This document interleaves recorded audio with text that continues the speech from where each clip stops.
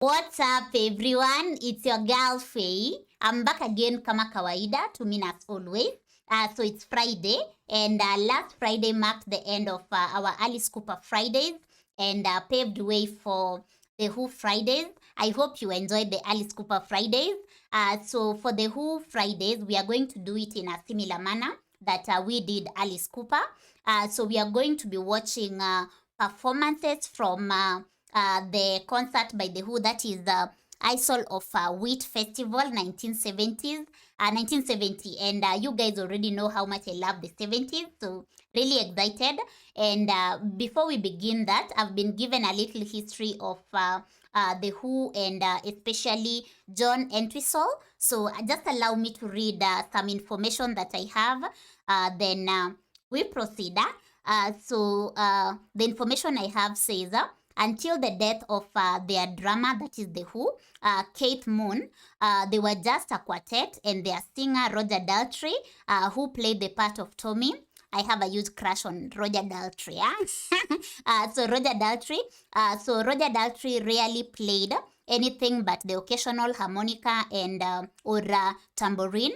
The guitarist, Pete Townshend, who wrote most of their songs, played a lot of chords to get a fuller sound than if he just played lead guitar. All the rest of the sounds came from the bass guitarist, that is John Entwistle, whom most of the cameramen tended to ignore. So we are going to see that. And so I'm told that, in fact, John Entwistle became so acknowledged that he would be invited to demonstrate his skills and answer questions at music colleges. Wow, I didn't know that. So we are going to be watching this video. It will demonstrate a little bit of him doing that, teaching, or rather showcasing, demonstrating his skills and answering a few questions. So then we'll proceed to listening to the first song from the concert, Isle of Wight Festival, that is Heaven and Hell. So let's get into this and see you at the end. So please join me in welcoming to our stage the one and the only John Entwistle. I said it right. 5.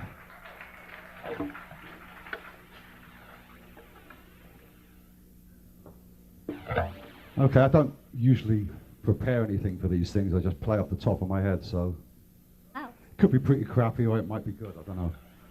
Genius. I know.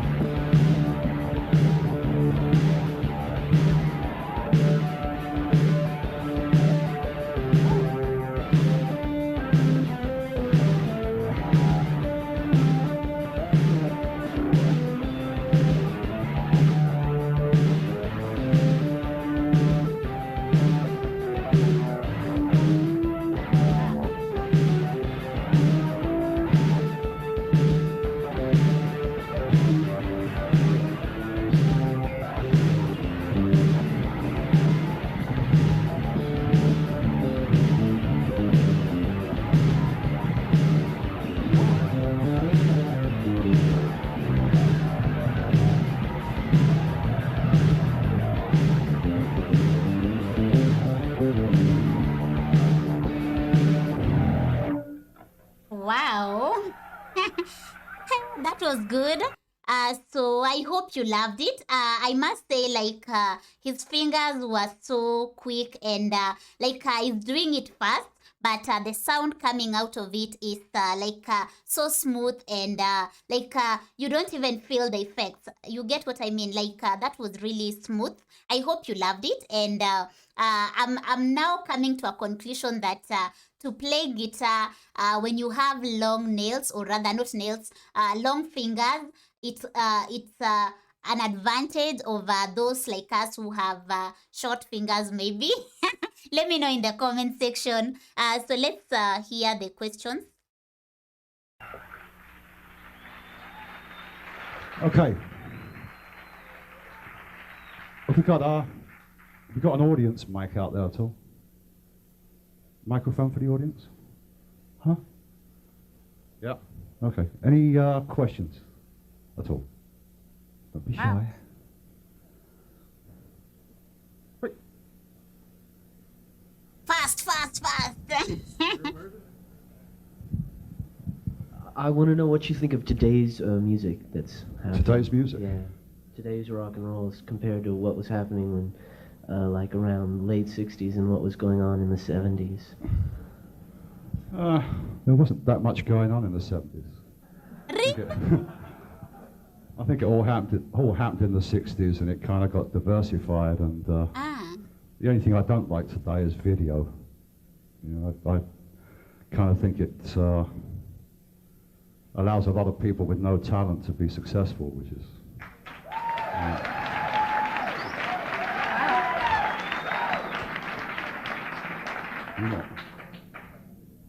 Where'd he go?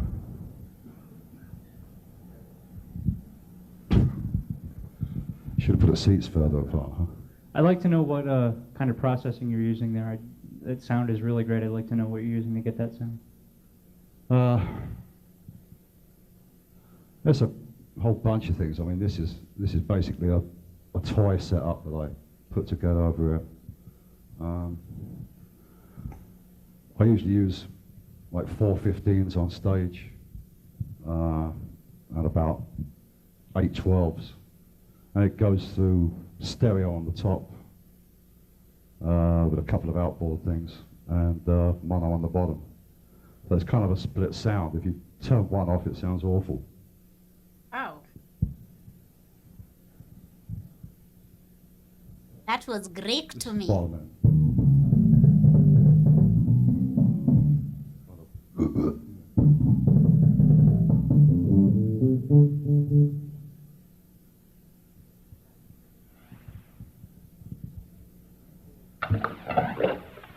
top end.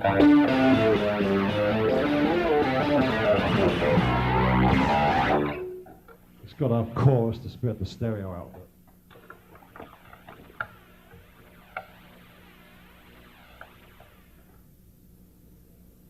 So you need a lot of things combined.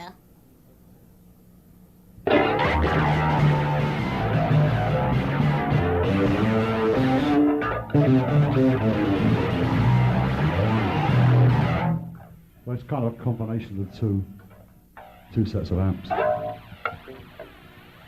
And the strings. And fingers. Long I fingers. kind of play with the tips of my fingers a lot, you know, like a typewriter. Rather than... It's loud, isn't it? Wow, I'll try that. I read somewhere that you and Keith Moon almost joined Led Zeppelin at one time. Was that true? Or? No, kind of. I mean, me and Keith were Led Zeppelin. And we were trying to get Jimmy Page to join up with us. You know, we used to leave The Who every 2 weeks because we couldn't stand the other two guys. And Why? that was actually a time when I left for 3 weeks. And we tried to put a band together, and we were going to call it Led Zeppelin. There's an old saying in London that the local bands used to get together at the hamburger joint after the gigs in pubs, and we'd say, "How did you go down tonight?" And they'd say, "Like a fucking lead balloon." Yeah, so Led Zeppelin was derived from that. But my chauffeur went to work for Jimmy Page afterwards and stole the name.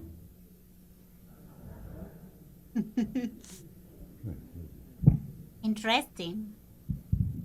Can't see it. Where's he gone? Yeah, I understand you use the Maxima Gold. What do you think makes them better than any of the other strings that you've used in the past? I mean, basically I use them because you can detune them a lot. You know, you can go right down and they still keep the note. The gold stuff is just flashiness, you know. It makes them easier to see in the dark. But it's not worth paying for it, you know. I mean, they make a chrome string as well, which is just as good. But yeah, it matches the rest of my hardware, so I keep them gold. But I mean, basically it's because you can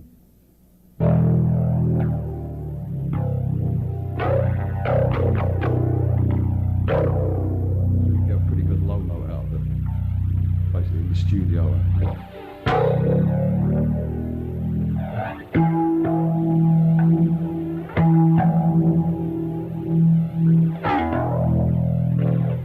Close enough. Turn my lights on.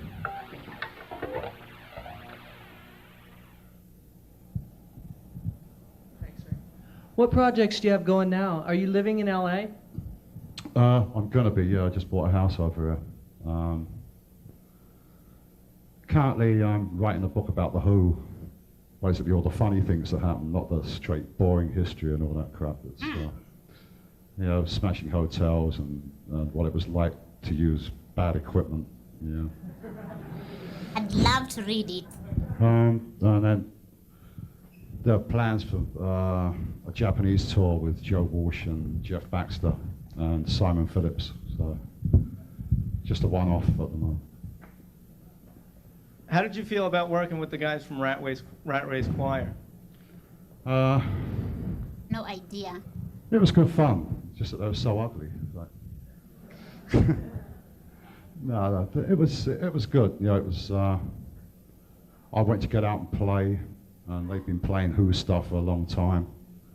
And I met them at a trade show in Chicago, and basically I was supposed to come over and do a radio show with them for some kind of blood drive in New York.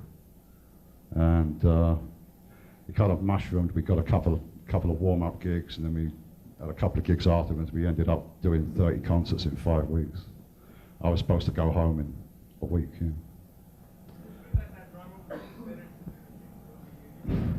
Yeah, he was considered. I didn't hear the question. I think it's because he had more hair than Pete. No, there was a kind of a rift between Roger and Kenny, and we couldn't rectify it. So it was either Kenny didn't do the tour, we didn't do the tour. So.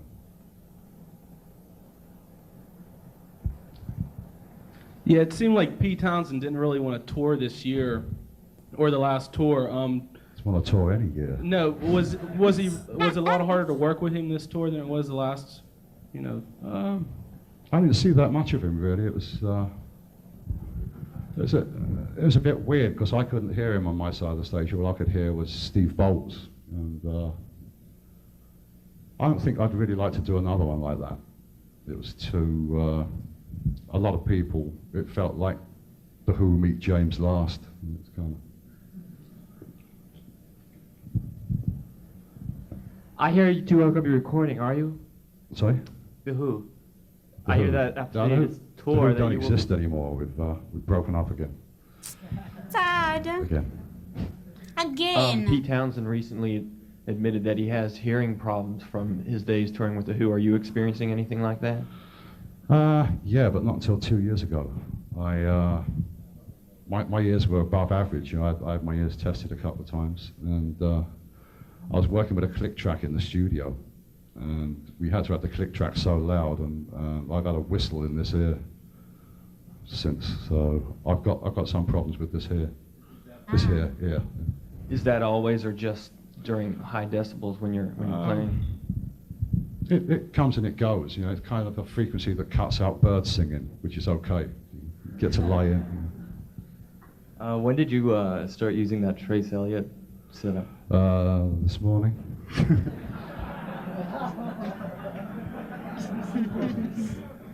No, my equipment's a little bit too bulky to carry around all the time, so I bought this. I was playing the China Club, and I bought this stuff over here. You have to buy Trace Elliott, you don't get given it. I use Trace Elliott amps, and I use the low-end preamp, usually the computerized one. Speakers, I use this. It's a company in England called ASS, which looks great on stage, like arse. And they make a lot of cabinets for Turbo Sound and JBL. So the guy made me the cabinets with faint speakers in. Yeah, they're real good, but they're a bit bulky. Why didn't you conform and destroy all of your equipment in the 60s like the rest of the guys did? Well, the first thing that happens when Townsend throws his guitar in the air is the lead comes out, right?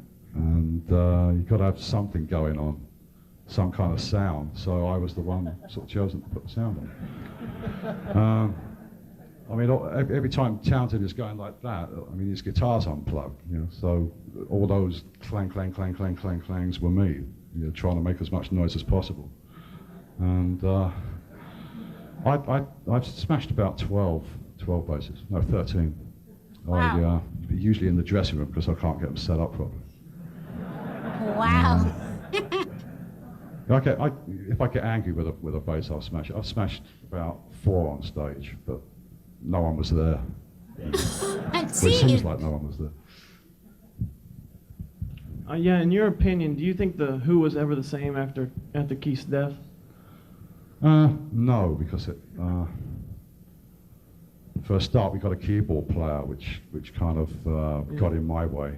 Yeah, I saw you on your last North American tour, and you had a big band with you.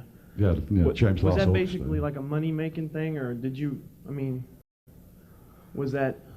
It kind of sounded closer to what how the records sounded, because I used to play the brass on the records, but we could never do that on stage. So the brass section I quite liked, but it's kind of you lose that group feeling when there's 15 of you, and I had more fun when we were 4-piece. No keyboards, just like sort of trying to get a big sound out of 2 guitars and drums. I much preferred it then. So, yeah, I don't think we did sound like the Who afterwards. What would you say is the most important piece of advice you'd give to a new bass player? You said that again? What would you say is the most important thing to tell a new bass player who wants to make it in today's world? A bass.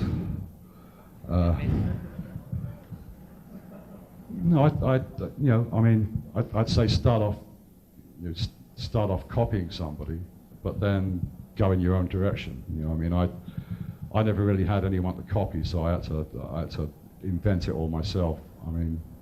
There's no use being a bass player if you can't compose bass lines. And I think that's the most important thing.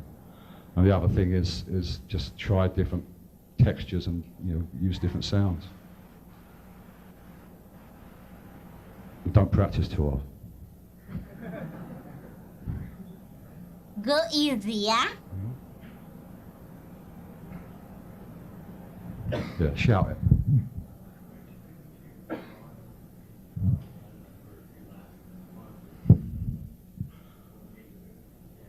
Choose Toronto. I don't know. I guess our manager thought we'd be warmed up by then. This is the last one. I really don't know. We chose that for the video, so we obviously thought that by then we'd be pretty good and we'd do a good show, but we didn't. We recorded a lot of the shows live, but there was something missing in the recording. And I know when we put the Toronto video out. The guy from 20th Century Fox just bought a Dolby surround stereo thing for his living room, so he insisted that we did it in Dolby surround stereo, and something went wrong with the equipment, so all we ended up was a video with a bass drum and singing with no echo, no bass, no tom-toms, no nothing. I tried to rectify it in the studio, but it was too far gone. So don't buy it. Not worth buying.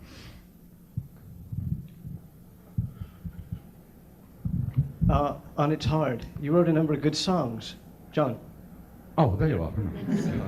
On It's Hard, you wrote a number of good songs, and I wanted to know if you felt you'd been hitting songwriting stride at that time. If you. I hate songwriting. I mean, I started, so I had to carry on. But the first two songs I ever wrote, Boris the Spider and Whiskey Man, that was dead easy. But then afterwards, it starts getting harder and harder and harder. And I find if I go up in my studio, I end up with doing a soundtrack for a movie, you know, and I end up with no songs. I find it very difficult to write words. It's easy to write words, but I mean, I'd like the words to mean something. So I find it very, very hard unless I get something like My Wife, where I got the music and the words at the same time, which is very infrequent. Yeah, what was your favorite Who album?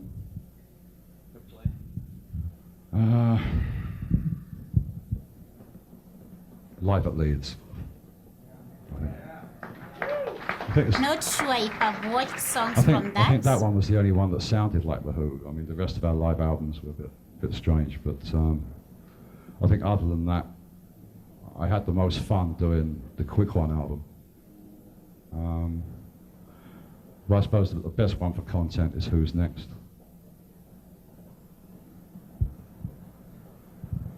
Yeah, John, I just wanted to ask you, did you change your approach when you went from playing with Keith Moon to Kenny Jones? How'd you change your approach to their play? Yeah, I had to, because I didn't have Keith playing the sort of maniac, you know, sort of drum breaks, but I didn't really change my sound. You know, I was too determined to use my sound with the Who. So did you have to play more? Did you feel like to cover a lot more territory because Kenny's a lot more straight? I felt I had to fill a lot of holes in. You know, usually Keith helped me do that, but Kenny's a good drummer, but he was a lot straighter. You know, and I think it's the way Keith played was kind of weird. You know, he'd start drum breaks with his left hand, and he couldn't play a hi-hat to save his life.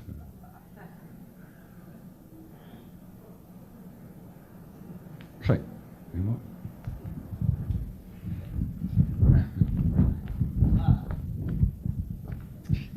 When do you think your bass playing really took off in your career? When do you think it started taking off? First took off. Yeah, I mean, it started, going. I guess when I changed from a normal sound to a twangy sound, you know, it kind of forced me not to play like a normal bass player. You know, I always call myself a bass guitarist rather than a bass player, because I get very bored playing normal bass. You know, I like twanging and fucking the lead guitarist up.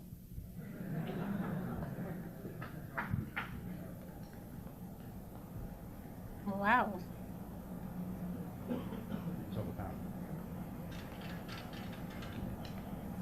Yeah.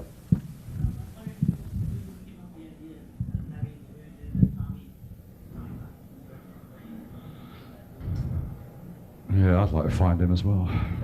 I can't hear the question. I don't know. I think it was just basically that was supposed to be the 25-year celebration part of the tour. You know, the rest of it was giving us some money to spend. So we decided we were going to do like 3 or 4 charity gigs, and we thought it would be we'd already done a Tommy thing with Lou Reisner, where we brought on different people as, you know, sort of the characters in it. And we figured, let's do it again for the 25th year. But I don't know who thought of it. Wish I did.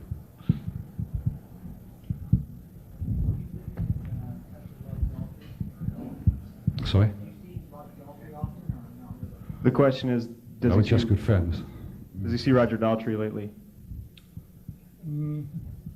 Only when we're on tour. Yeah. I mean, occasionally we run into each other by mistake at a By premiere or mistake? something like that, but we don't go out of our way to see each other. we're kind of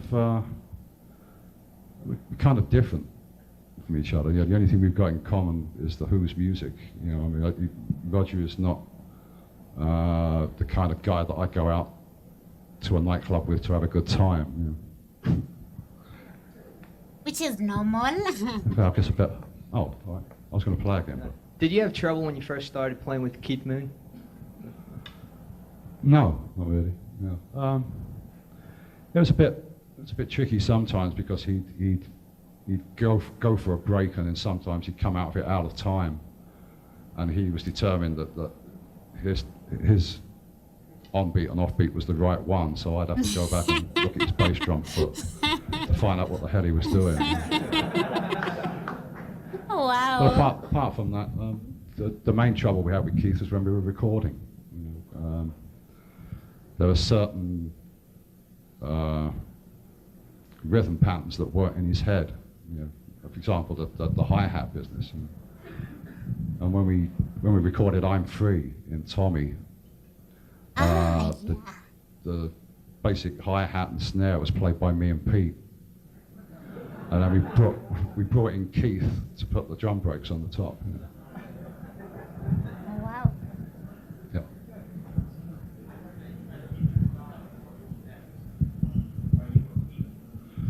What was the question? Yeah, when we did Who's Next, I started feeling I was stuck in a rut. You know, I was using the Fender Precision and high watt amps, and I was kind of playing the same thing over and over again.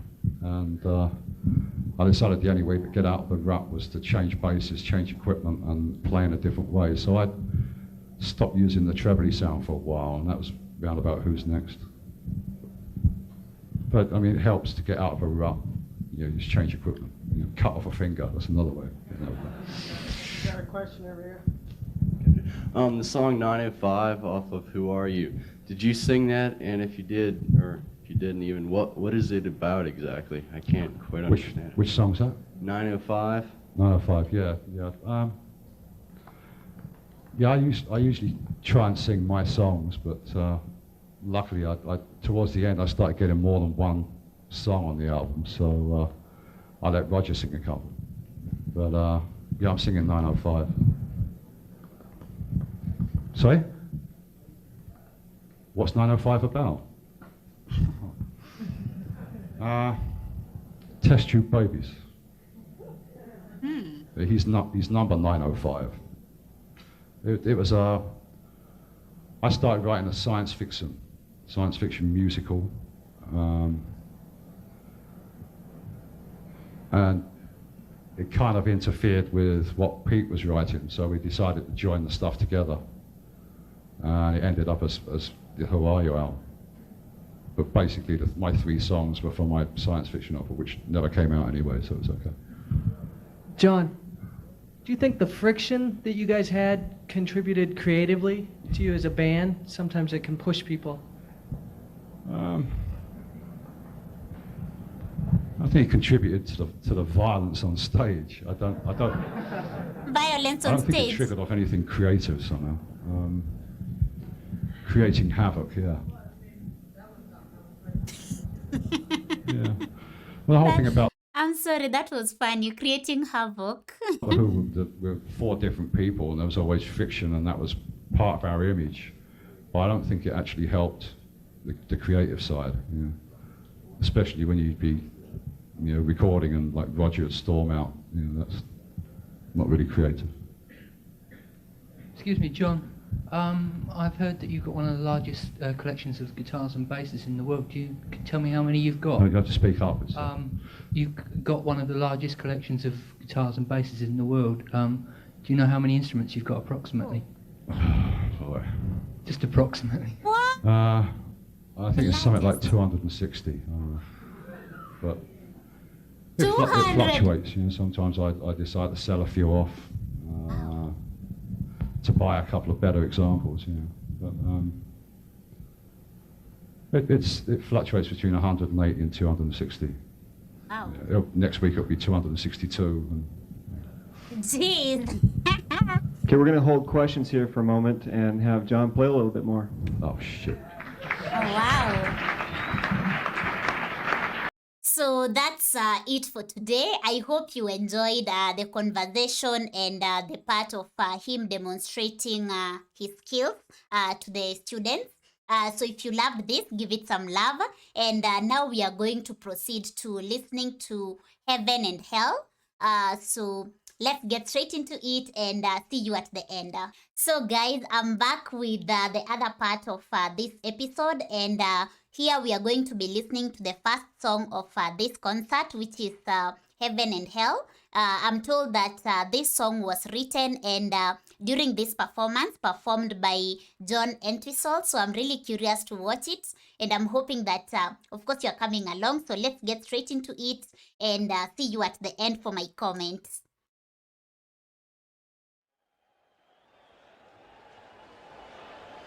Ladies and gentlemen, a nice rock and roll band from Shepherd's Bush, London, The Who.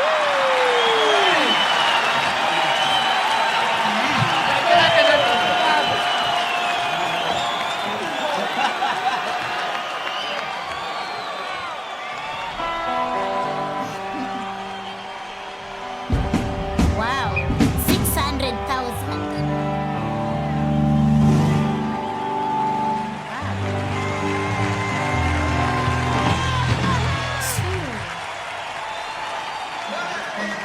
Sit down, stand up. Excited. Sit down, stand up, sit down, stand up. When we do festivals, we like our audience fit.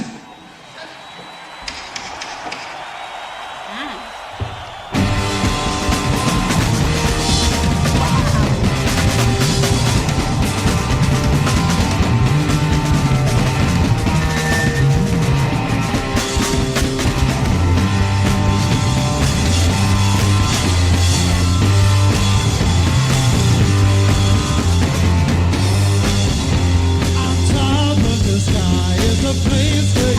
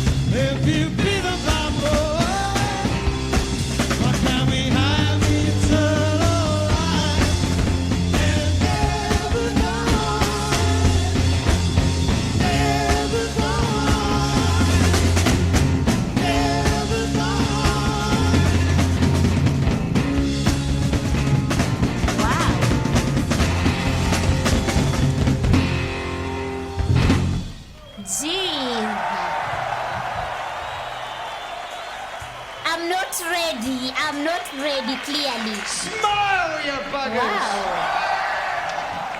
I'm not ready.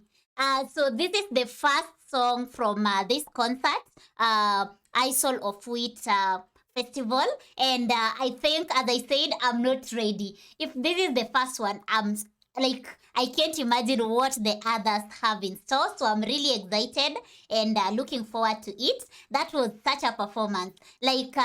It's more like they come alive on stage. The craziness, the energy, everything. I loved, and it gave me that 70s vibe that I always love.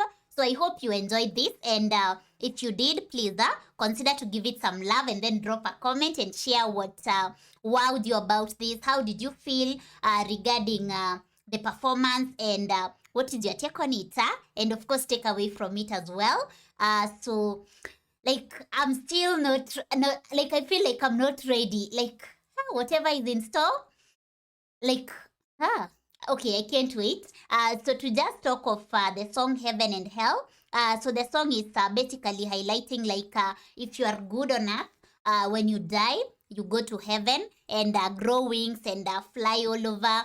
And if you are bad, you go down to the ground and to hell, basically. And you grow horns. You grow horns and a tail. And so in short, what happens once you die, going to heaven or hell, depending on how your behavior was while alive, or rather while on earth. So the question in the song is, why don't we just have eternal life? Why do we have to die and then be condemned, either going to heaven or hell? Because if life was eternal, then that wouldn't be the case. If we lived forever, then that wouldn't be a case or a worry. So yeah, that is it for today. I hope you loved the energy. I can't wait for next Friday for the next song. So I hope you are going to be right here. So that is it for today. My takeaway from it, I don't really think I have a takeaway from the song. Maybe say considering that when we die, it's more like we are facing judgment.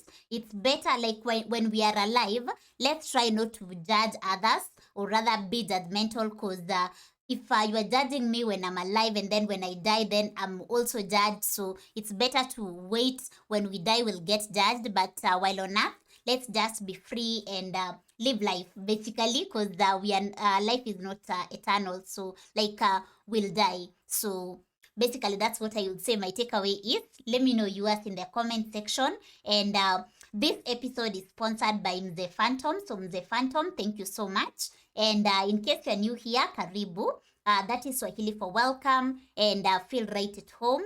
Don't forget to subscribe just in case you haven't. And also consider to click on the notification bell so that you get notified every time I upload a video. Last but not least, if you'd love to support this channel, you're also welcome to do so. All you need to do is check the description below, where you'll find the link to my Patreon community as well as my PayPal address. So until next time, take care of yourself and be safe. For now, I'm out. Peace out and bye. See you next Friday.